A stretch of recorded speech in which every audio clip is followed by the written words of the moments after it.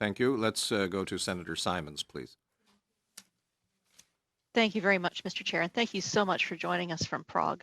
I had some questions that were more specific to the Novichok group of chemical nerve agents and the OPCW's listing process.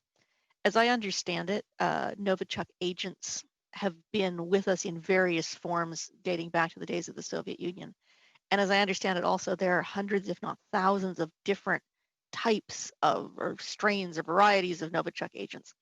So when we go to list this, what is the OPCW protocol to make sure that we capture all of the potential agents in question?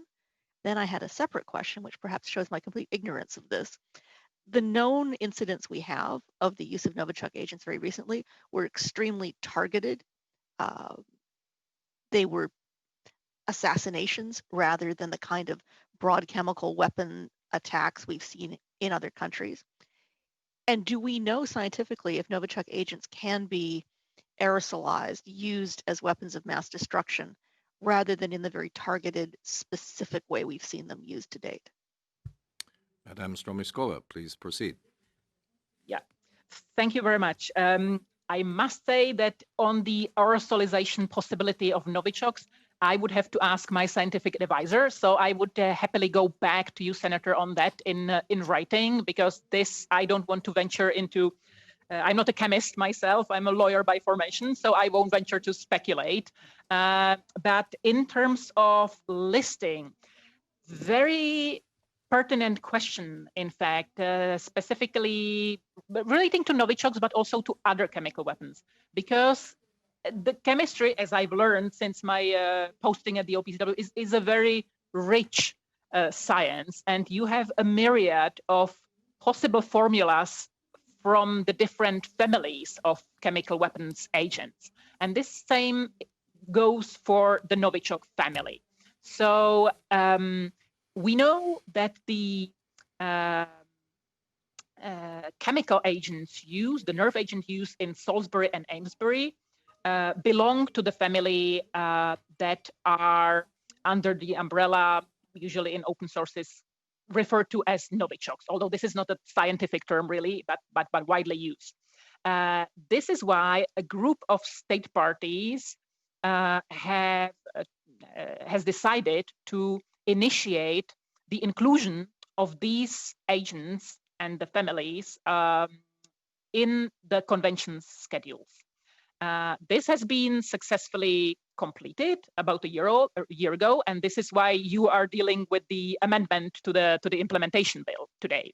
However, apparently the new inclusions are still not comprehensive enough to capture all the possible, shall I say, mutations of the nerve agent.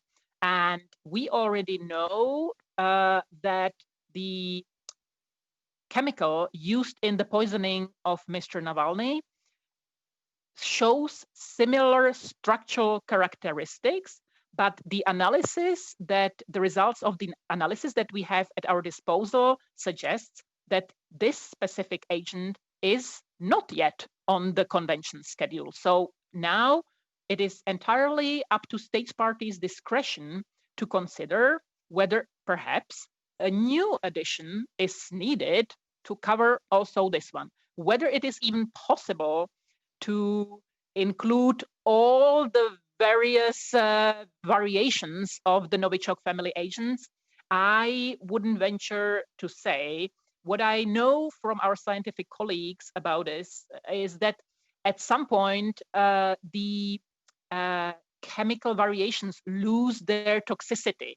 And at that point, it doesn't make much sense anymore to include them in the convention schedules. Clearly, this is not the case with the agent that has almost killed Mr. Navalny. That one clearly is still way enough toxic that possible inclusion could be considered.